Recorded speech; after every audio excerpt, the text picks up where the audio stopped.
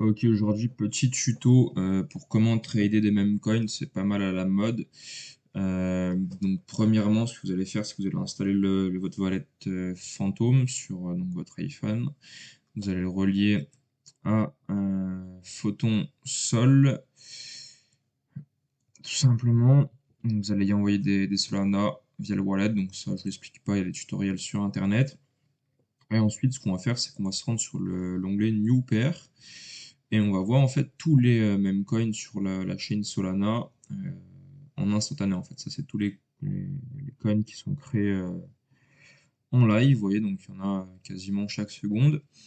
Et on a pas mal d'informations qui vont nous permettre de trier quel coin choisir ou non.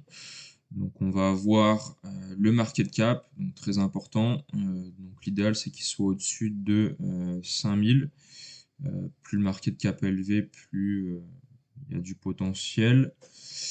Euh, Aussi, on va regarder les réseaux. Donc là, comme vous pouvez le voir, il y a des logos. En fait, avec les réseaux, donc ce que vous pouvez faire, c'est aller jeter un coup d'œil en fait sur le Telegram, le Twitter pour voir s'il y a des abonnés, s'il y a de l'engouement autour de ça. Ensuite, donc si on clique dessus, on peut regarder en fait les top holders, donc ceux qui en détiennent le plus. Donc là, c'est très important aussi pour éviter les rugs. On va regarder en fait si le développeur en détient beaucoup. Donc là, vous voyez, c'est écrit dev, c'est le développeur. L'idéal, c'est qu'il en détienne pas plus de 10%, parce que s'il en détient par exemple 50%, il y a de fortes chances de rug, ça sent le scam, donc c'est mauvais. Donc on va regarder ça. Aussi, là, vous voyez, le site nous propose de faire un espèce de petit audit en fait. Et donc l'idéal là, c'est que tout soit au vert. Euh, donc que la liquidité a été burnt, qu'il y ait au moins 10 holders. Après, ce qu'on va venir faire aussi pour que ça aille très vite, pour pouvoir acheter dans les premiers, c'est qu'on va installer le Quick Buy. Donc, le Quick Buy, ça veut dire on préset un prix d'achat, enfin un montant d'achat. Par exemple, on met 0,01 Solana. Et du coup, bah, dès que ça nous intéresse, on clique ici et ça achète instantanément le même coin en question, tout simplement. Donc ça, c'est pas mal du tout.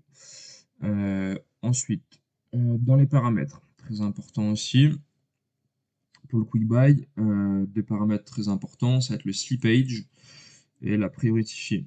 Donc le slippage, c'est le pourcentage de tokens qu'on est prêt à acheter en moins à cause de la volatilité. Comme les volumes d'échange sont assez faibles, bah, par exemple, moi je vais lui mettre 10%. Donc, par exemple, si je mets un Solana d'achat, je vais être prêt à acheter 0,1 Solana de moins pour pouvoir prendre position. D'accord? Donc l'idéal c'est de le mettre entre 10 et 30%, à vous de voir. Et ensuite, les priority fees. Donc plus on va les mettre élevés, plus on aura de chances de rentrer, de prendre position dessus. Donc l'intermédiaire, ça va être 0,008 de frais. Après, si vous voyez que les achats ne s'effectuent pas, vous le montez au fur et à mesure jusqu'à ce que vous ayez un truc intéressant.